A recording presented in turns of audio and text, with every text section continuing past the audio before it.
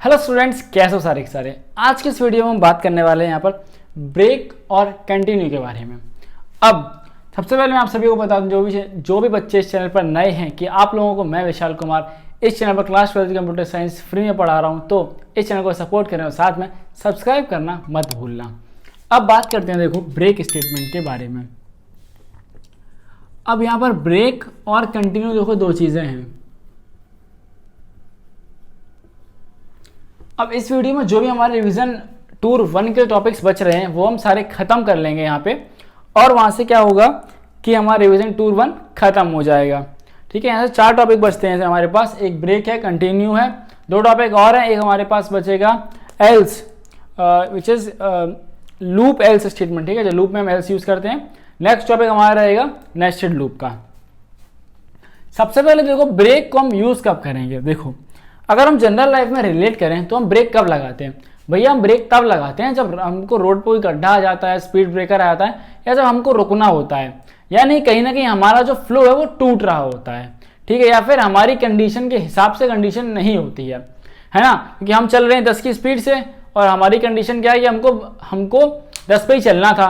अब हमको ब्रेक कब लगाना पड़ता है, आगे गड्ढा आ गया है, यानी कि हम 10 पर नहीं चल सकते हैं आगे। तो सेम चीज क्या होती है, हम ब्रेक का, इस वाले ब्रेक का यूज तब करेंगे।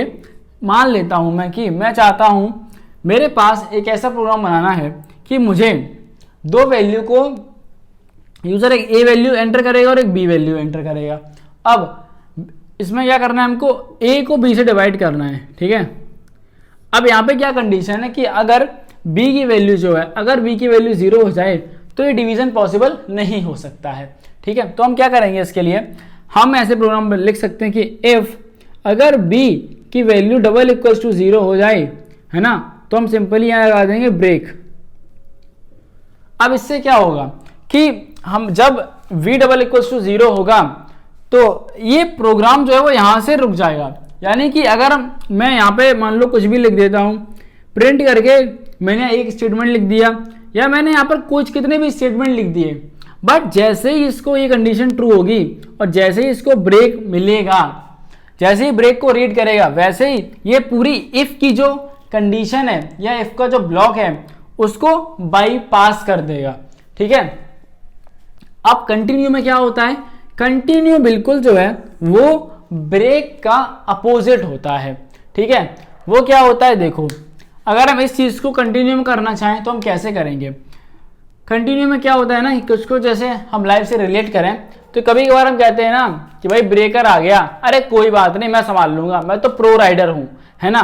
तो यहाँ पे क्या है, कोडिंग में भी अगर हम यूज करें कंटिन्यू का, सिंपल सी चीज है कि इफ बी अगर डबल इक्वल्स टू 0 आ गया तो हम कंटिन्यू कैसे इस्तेमाल कर सकते हैं। हम उसको बोलेंगे प्रिंट एफ में कि इफ मतलब वैल्यू ऑफ बी इज 0,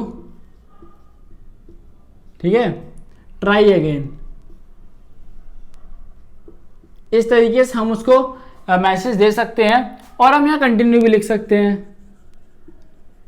ठीक है, साथ में इसका अगर और भी एग्जांपल की बात करिए, आप ये नहीं समझ में आया हो तो आप इतना समझ लो कि हमारी कोई भी ऐसी कंडीशन है जो ट्रू हो जाती है और उसके बाद में प्रोग्राम अगर नहीं चलना चाहता है बट हम उसको चलाना चाहते हैं, फोर्सफुली हम उसको अगर एग्जीक्यूट कराना चाहते हैं, तो हम कंटिन्यू का यूज कर रहे होंगे। ठीक है, अब इसके बाद हम एक टॉपिक समझते हैं। एक टॉपिक है हमारा जिसमें कि लूप के साथ कुछ एल्स की बात करी गई है। ठीक है, लूप के साथ एल्स की बात करी गई है। देखो टॉपिक है आपका लूप एल्स स्टेटमेंट। क्या टॉपिक है, देखो टॉपिक है लूप एल्स और स्टेटमेंट।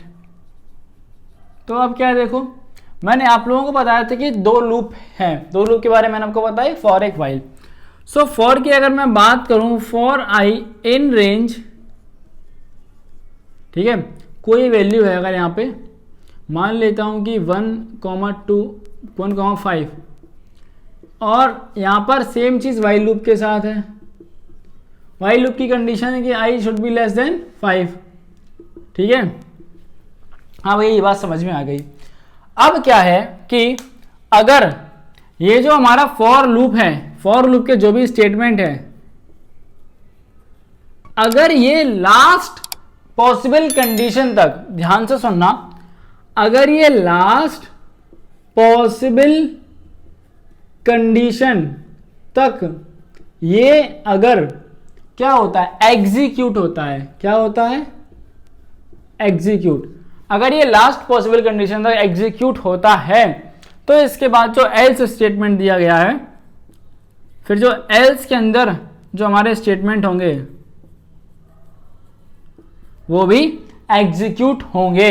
सेम चीजें वाइल के साथ में है, वाइल की जो भी कंडीशन रहेगी, वाइल के जो भी स्टेटमेंट हैं अगर वो एग्जीक्यूट होते हैं, यानी बीच में टर्मिनेट नहीं होना चाहिए। टर्मिनेट का मतलब क्या है, फ्लो टूटना नहीं चाहिए। मान लो कि i लेस देन 5 है तो जितनी पॉसिबिलिटी हो सकती है ना तब तक ये चलना चाहिए। मान लो मैं आपको यहाँ बता देता हूँ, अगर ये 1 से 4 है तो इसके 3 आउटपुट कौन कौन से आएंगे, एक 1 पे आएगा, 2 पे आएगा और एक 3 पे आएगा। ठीक है, अब ये 3 बार इसको चलना ही पड़ेगा, तभी क्या होगा, जो एल्स में जो हमारा स्टेटमेंट लिखा हुआ है वो हमको आउटपुट उसका आएगा। सेम चीज यहां पे होगी व्हाइल लूप के साथ में। ठीक है, अब हमारा एक और टॉपिक बचता है। एक और टॉपिक जो बच रहा है वो है हमारा नेस्टेड लूप का, नेस्टेड फॉर लूप। तो इसको समझने से पहले ये समझ लो कि नेस्टेड का मतलब क्या होता है। नेस्टेड का मतलब होता है कि एक के अंदर एक लूप। ठीक है, अब देखो वो कैसे, मैं आपको बताता हूं। हम इससे स्टार पैटर्न को प्रिंट कर सकते हैं, जैसे कि like for I in range, हम चाहते हैं आई की वैल्यू स्टार्ट हो हमारी 1 से लेकर 5 तक। ठीक है, और हमने क्या किया, इसके अंदर एक लूप लगा दिया फॉर j इन रेंज। अब ये j शुरू कहां से हो, देखो ये j शुरू होगा 0 से लेकर और i की वैल्यू तक। ठीक है, अब क्या करना है हमको सिंपली यहां पर प्रिंट करेंगे, प्रिंट स्टार।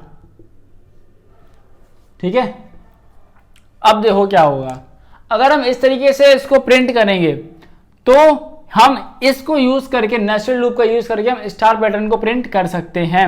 अब ये देखो कैसे एग्जीक्यूट होगा, ये बहुत ध्यान से समझना। यहां पर कलर बदल लिया जाए इसके लिए। देखो जब i की वैल्यू 1 होगी, ठीक है, सो ये कहां से कहां तक चलेगा, 0 से लेकर 1 तक चलेगा। ठीक है, और इसकी बात करूं तो 0 से चलेगा और 1 तक, 0 तो एक बार चलेगा ये। ठीक है, तो एक बार प्रिंट हो जाएगा।